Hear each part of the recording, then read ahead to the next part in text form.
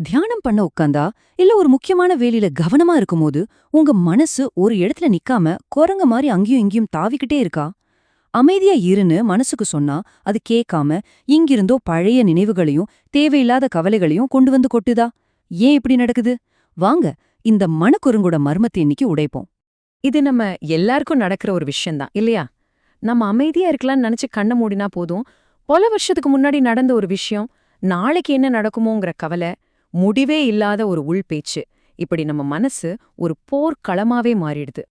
இந்த பிரச்சனையத்தான் வியாசர் எவ்வளவு அழகா சொல்லியிருக்கார் பாருங்க. நம்ம மனசு ஒரு விசித்திரமான நதி மாதிரி ஒரே நேரத்துல ரெண்டு திசையில பாயுமா. ஒரு பக்கம் அது ஞானத்தை நோக்கி அமைதியை நோக்கி பாயும், அதே நேரத்துல இன்னொரு பக்கம் உலகத்துல இருக்கிற கவனச்சிதறல்களை நோக்கியும் பாயும். அப்போ இந்த ரெண்டு பக்கமும் ஓடுற மனச எப்படி ஒரே நேர்கோட்ல கொண்டு வருது? கவலைப்படாதீங்க, இதுக்கு ஒரு சூப்பரான தீர்வு இருக்கு. பதஞ்சலி முனிவர் நமக்கு ரெண்டு ரகசிய சாவிகளை கொடுத்திருக்காரு. அது என்னன்னு பார்க்கலாமா? பதஞ்சலி என்ன சொல்றாருன்னா, மனச அடக்க ஒரே ஒரு வழி மட்டும் பத்தாது, ரெண்டு சக்தி வாய்ந்த கருவிகள் வேணும்னு சொல்றாரு. ஒன்னு அபியாசம், அதாவது விடாத தொடர்ச்சியான பயிற்சி. இன்னொன்னு வைராகியம், அதாவது பற்றின்மை. இது ரெண்டும் சேர்ந்தாதான் மனக்கட்டுப்பாடு சாத்தியம். இந்த ரெண்டு சாவிகளும் ஏன் இவ்ளோ முக்கியம்னு புரிய வைக்கிறதுக்கு ஒரு சூப்பரான உதாரணம் இருக்கு. வாங்க அதை பார்க்கலாம். நீங்க ஒரு படகுல ஏறி முழு பலத்தோட துடுப்பு போடுறீங்க இல்லையா? அதுதான் உங்க அபியாசம், அதாவது நீங்க போடுற அந்த விடா முயற்சி. ஆனா ஒரு நிமிஷம், என்னடா இது, இவ்ளோ கஷ்டப்பட்டு துடுப்பு போட்டோம், படகு ஒரு இன்ச் கூட நகரவே மாட்டேங்குது. ஏன்? ஏன்னா அந்த படகு கரையில ஒரு பெரிய கயிறால கட்டப்பட்டிருக்கு. அந்த கயிறு தான் உலக விஷயங்கள் மேல நமக்கு இருக்கிற பற்று. இப்ப புரியுதா விஷயம்? துடுப்பு போடுறது மட்டும் பத்தாது, அந்த கைத்தையும் அறுக்கணும். அபியாசம், வைராக்கியம், இது ரெண்டும் சேர்ந்தாதான் நம்ம ஆன்மீக படகு முன்னாடி போகும். ஒன்னு இல்லைனாலும் சரி, நாம இருந்த இடத்துலயே தான் சுத்திக்கிட்டு இருப்போம்.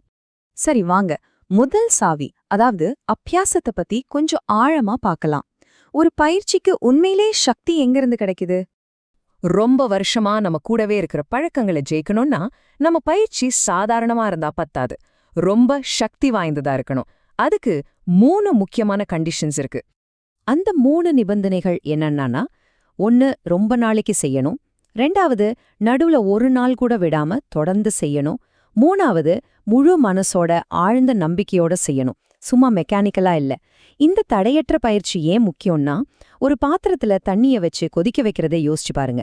அடுப்பை ஆன் பண்ணி ஆஃப் பண்ணிக்கிட்டே இருந்தா அந்த தண்ணி எப்போதாவது கொதிக்குமா? வாய்ப்பே இல்ல. அதே மாதிரி தான் நம்ம பயிற்சியும், தொடர்ந்து செஞ்சா மட்டும்தான் பலன் கிடைக்கும். இப்போ 2வது சாவிக்கு வருவோம், வைராக்கியம். வைராக்கியம்னா உடனே எல்லாத்தையும் விட்டுட்டு ஓடுறதுன்னு நினைச்சுக்காதீங்க. இது நம்ம ஆசைகளை அடக்கி ஆள்ற ஒரு சூப்பர் பவர். அதை அடையறதுக்கு ஒரு 5 படி பயணம் இருக்கு. வாங்க இந்த 5 படிகளையும் ஒன்னொன்னா ஏறி எப்படி அந்த முழுமையான சுதந்திரத்தை அடையறதுன்னு பார்க்கலாம். முதல் படி யதமானம். இதுதான் ஆரம்பகட்ட போராட்டம்.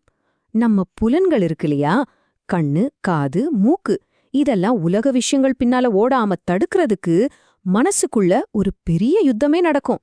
இந்த முதல் கட்ட யுத்தத்துல ஜெயிக்கணும்னா நம்ம புலன்களுக்கு போற தேவையற்ற விஷயங்களை கட்டுப்படுத்தணும். அதாவது தேவையில்லாததை பாக்கறது கேட்கறத நிறுத்தணும். வாரம் ஒரு நாள் மௌனமா இருந்து பாருங்க. சிம்பிளா சாத்விகமா சாப்பிடுங்க. சிம்பிளா சொல்லணும்னா, ஆசைகளுங்கிற நெருப்புக்கு விறகு போடாம இருந்தா அது தானா அணைஞ்சிடும் இல்லையா? அது மாதிரிதான். 2வது படி வியதிரேகம். இது ஒரு செல்ஃப் அனாலிசிஸ் டைம். ஓகே, இது வரைக்கும் என்ன பண்ணிருக்கோம், எந்த ஆசைகளை ஜெயிச்சிருக்கோம், எது இன்னும் நம்மள போட்டு ஆட்டி படக்குதுன்னு பிரிச்சு பாக்குற நிலை இது. இதுக்கு ஒரு சிம்பிள் டெக்னிக் இருக்கு. ஒவ்வொரு நாள் ராத்திரியும் தூங்க போறதுக்கு முன்னாடி உங்களை நீங்களே கேள்வி கேட்கணும். இன்னைக்கு நான் எந்த கெட்ட குணத்தை ஜெயிச்சேன்? கோவத்தையா, பேராசையா? சரி, எந்த ஆசை இன்னைக்கு என்கிட்ட தோத்து போச்சு? இப்படி செய்யும் போது உங்க பலம் எது, பலவீனம் எதுன்னு ஒரு கிளியர் பிக்சர் கிடைக்கும். 3வது படி ஏகேந்திரியம். இப்போ என்ன ஆகும்னா, வெளியில புலன்கள் எல்லாம் கொஞ்சம் அடங்கியிருக்கும், ஆனா மனசுக்குள்ள ஆழமா சின்னதா ஒரு தவிப்பு, ஒரு ஏக்கம், பழைய சந்தோஷங்களோட ஒரு ரீப்ளே ஓடிக்கிட்டே இருக்கும். இந்த உள்ளுக்குள்ள இருக்கிற தவிப்பை அழிக்க பதஞ்சலி ஒரு சூப்பரான டெக்னிக் சொல்றாரு. அதுக்கு பேரு பிரதிபக்ஷ பாவனா. அதாவது மனசுல கோபங்கிற ஒரு எண்ணம் வந்தா அதை அடக்க முயற்சி பண்ணாதீங்க, அதுக்கு பதிலா அன்ப வேணும்னே உருவாக்குங்க. ஒரு முள்ளை இன்னொரு முள்ளால் எடுக்கிற மாதிரி தான் இது. 4வது படி வசீகாரம். இது ஒரு மாஸ்டர் லெவல். இப்போ மனசுக்குள்ள இருந்த அந்த சின்ன சின்ன ஆசைகளும் கூட காணாம போயிடும். நம்மை சுத்தி எவ்ளோ பெரிய சோதனைகள் வந்தாலும் நம்ம ஒரு மலைய மாதிரி அசையாம முழு சுதந்திரத்தோடு இருப்போம். இதை எப்படி அடையிறது? ரொம்ப சிம்பிள். எல்லாத்துக்கும் ஒரு சாட்சியா இருந்து கவனிக்க பழகணும். உடம்புல வலி வருதா? ஓகே, கவனிங்க. இந்த வலி உடம்புக்கு தான் வருது, ஆத்மாவான எனக்கு இல்ல அப்படின்னு விலகி நின்னு பார்க்கணும். இது ஒரு நாடகம், நான் இதோட ஆடியன்ஸ். அவ்வளவுதான். கடைசி படி பறவை ராக்கியம். இதுதான் உச்சக்கட்ட ஞான நிலை. இங்க இயற்கையோட 3 குணங்கள் இருக்கு இல்லையா? சத்துவம், ரஜஸ், தமஸ். இது எல்லாத்தையும் தாண்டி நிலையான உண்மை ஒன்னே ஒண்ணுதான். அது எனக்குள்ள இருக்கிற அந்த தெய்வீக ஆத்மாதான்னு முழுசா உணர்ற நிலை. சரி, இவ்ளோ கஷ்டப்பட்டு இந்த உள் பயணத்தை முடிக்கிறவங்களுக்கு கிடைக்கிற பரிசு என்ன தெரியுமா? மனதை வெல்பவன். தன் விதியையே வெல்கிறான். பாருங்க, மனதை அடக்கிறதுங்கிறது ஏதோ மாயாஜாலம் இல்ல. இது ஒரு மாபெரும் உள்நிலை விஞ்ஞானம். பதஞ்சலியோட இந்த 2 சூப்பரான சாவிகளும் இப்போ உங்க கையில இருக்கு.